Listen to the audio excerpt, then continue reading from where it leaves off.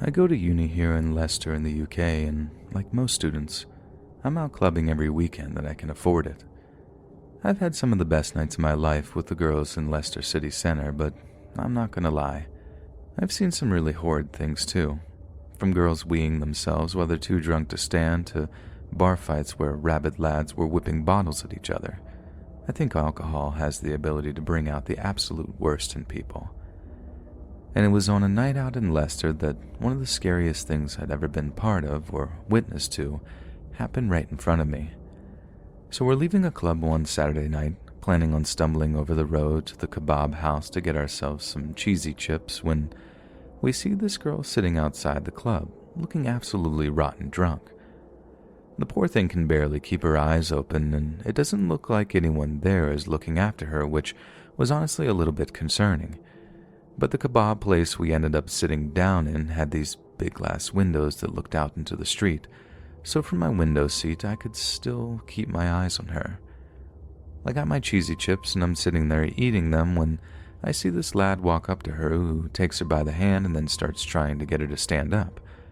I was really relieved at first because I thought her boyfriend had showed up to take her home, but the longer I looked, the more I just got this bad feeling in the pit of my stomach. Not only was this girl just refusing to go with this guy when she had every reason to want to get home and out of the cold, but the guy was like looking over her shoulder and looking around like he didn't want people to see what he was doing. You know, making sure the coast was clear or something. It was such an obvious sign of guilt, and I could just tell that something wasn't quite right. Eventually the guy just pulls the girl up to her feet while she weakly struggles and fails to shake him off. Then he starts dragging her away from the club and into the middle of the street. I start alerting my mates to this, and immediately we all get up from the table we're at, grabbing our boxes of chips and heading out into the street to confront the guy. We rush over, intending to give it our best British passive-aggressive, excuse me, do you know her? When out of nowhere, this car rushes up and brakes violently next to the pair of them. But in doing so, one of the front wheels runs over the girl's foot, and she lets out this kind of dull wail of pain. Then as the guy drags her around the side of the car that we're approaching, we see her foot flopping around in this really unnatural way where her ankle is really obviously broken. The guy then starts to basically bundle the girl into the back of the seat that had at least 3 other guys in it, and we only just catch him in time to try to stop it. We're asking if he knows her and asking if the girl if she's alright, insisting he needs to call an ambulance for her right that instant. He starts trying to tell us that everything's okay and that he knows her, and he's going to take her to an accident emergency to have her foot looked at. One of my mates asks him what her name is, and he sort of freezes, hesitates, and pulls some random name out of his butt in a way that made it painfully obvious that he didn't know her before he walked up to her just a few minutes before. We start going mad, telling him we're going to call the police if he doesn't let her go, and this gets the other lads in the car really agitated, who start barking at him to get the girl in the car, which he does almost violently before the car starts to drive away. I'm trying to get the car's number plate while one of my mates is on the phone to the police, but I can't make it out properly. So for one horrible moment, I thought that was it, that something terrible was going to happen to that girl and we totally just failed to stop it. But I turn around, and my other 2 friends are piling into a Hackney cab screaming, "Get in, Chloe." Then what followed was legit like a movie. My mate is all "Follow that car," and then we're off, whizzing around Leicester city centre, following this black Volvo with the lads and the injured girl inside. As we're following it, it's just chaos in the back of the cab.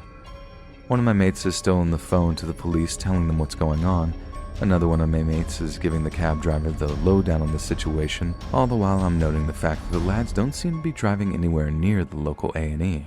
They're actually headed out of the city center towards the suburbs, which, to me, was a pretty good indicator that we're trying to take her somewhere dark and secluded to do only God knows what to her. My maid got off the phone with the police and told us that they told her that they had a unit in the area and they weren't messing about either.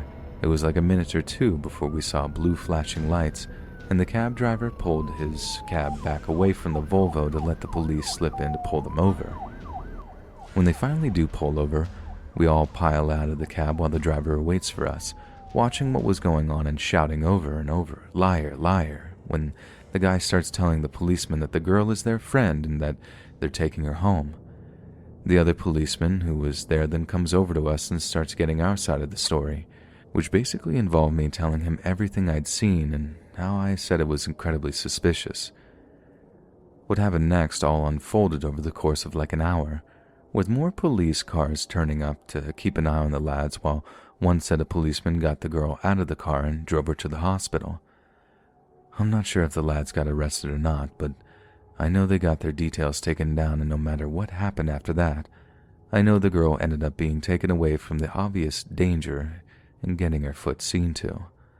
My only real concern then was that the cab driver was going to charge us like an arm and a leg for keeping him occupied for so long, but he actually refused to take any money off of us, and in the end, saying it was just nice to see some people doing some good in the world, and that when his daughter is our age and gets into any trouble, that he'd hope there'd be some good Samaritans like us to help her out.